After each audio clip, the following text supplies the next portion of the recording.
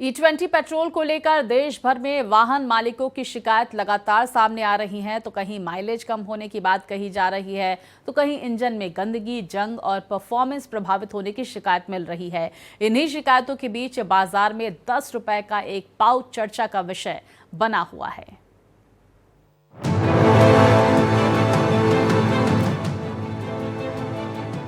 E20 यानी कि ethanol mix petrol, इसको लेकर के सरकार के अपने दावे हैं।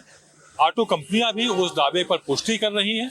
उनका कहना है कि किसी भी तरह से माइलेज में कोई असर नहीं होगा और ना ही इंजन किसी तरह से डैमेज होगा।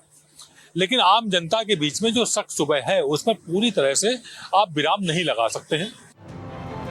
देश में अप्रैल 2026 से पेट्रोल की बिक्री E20 यानी 20% एथेनॉल मिश्रण के साथ हो रही है, जिसके बाद से E20 को लेकर कई सारी शिकायतें भी सामने आ रही हैं। माइलेज कम होना E20 को लेकर सबसे बड़ी शिकायतों में से एक है।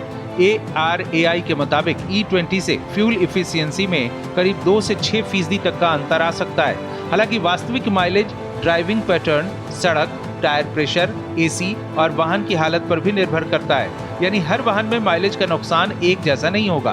वहीं सरकार का कहना है कि E20 को लेकर व्यापक इंजन फेलियर का कोई वैज्ञानिक पैटर्न सामने नहीं आया है और E20 कंपैटिबल व्हीकल्स को व्यापक टेस्टिंग के बाद बाजार में उतारा गया है।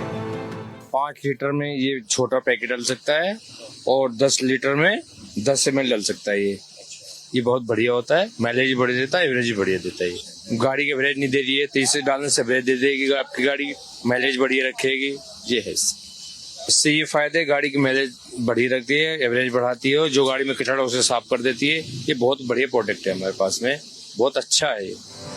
शिकायतों के बीच 10 रुपए का एक छोटा सा पाउच चर्चा का विषय बना हुआ है। दावा है कि 5 लीटर E20 पेट्रोल में इस पाउच को मिलाने से इंजन में जमा डिपोजिट्स यानी गंदगी को कम करने में मदद मिल सकती है। लेकिन यहाँ एक अहम फर्क समझना जरूरी है। पाउच इंजन की सफाई में मददगार हो सकता है, लेकिन अगर इंजेक्टर में कार्बन या डिपोजिट जमा है तो फ्यूल एडिटिव से क्लीनिंग में मदद मिल सकती है। लेकिन अगर वाहन की माइलेज सिर्फ E20 की वजह से कम हो रही है तो सिर्फ एडिटिव डालने से पूरा माइलेज वापस आ जाएगा, ऐसा कहना सही नहीं होगा। पुराने वाहन में सेल्स, फ्यूल सिस्टम और ओवरऑल मेंटेनेंस को भी देखना जरूरी है। साथ ही साथ वाहन की उम्र और कंडीशन भी माइलेज के लिए काफी मायने रखती है। अब पेट्रोल में प्रॉब्लम होगी कुछ ना कुछ, अब इसमें कुछ और चीज नहीं, टेक्नोलॉजी डली नहीं है, गाड़ी तो वही है पुरानी चलने वाली। एवरेज घट गया उनका पेट्रोल डालने पे, पेट्रोल वही महंगा और बढ़ गया कम की जगह, तो कस्टमर की जेब पर सबसे परेशानी तो पड़ रही सर। भाई एवरेज सही नहीं होगा जब तक पेट्रोल शुद्ध नहीं आएगा। चेंजिंग होनी चाहिए पेट्रोल। सरकार के तो बड़े बड़े दावा हैं भाई साहब। 15 लाख भी तो है सरकार के दावा, 15 लाख भी तो है सरकार के दावा। कहाँ है 15 लाख?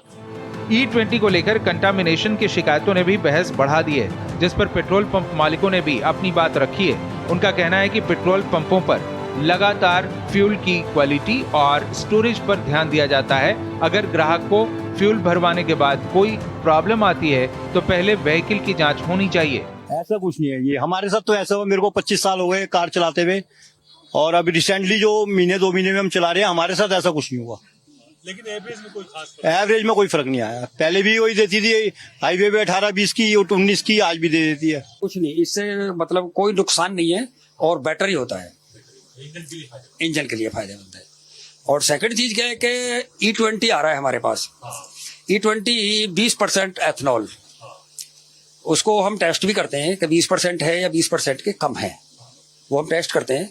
डेली जब टैंकर आता है, दिन में 1 या 2 बार हम उसको टेस्ट करते हैं कि इसमें 20% के नीचे ही एथनॉल होता है, ऊपर नहीं होता है। 18 होता है, 18.5 होता है, 19 होता है, लेकिन 20 के ऊपर नहीं होता। हर समस्या के लिए E20 को जिम्मेदार बताना सही नहीं है। पंप पर भी स्टोरेज टैंक और पानी की कंटामिनेशन की जांच जरूरी है।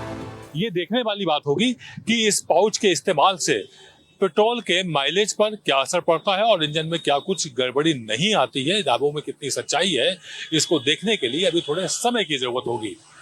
कैमरा पर्सन मनु के साथ आदित्य द्विवेदी, भारत एक्सप्रेस, दिल्ली।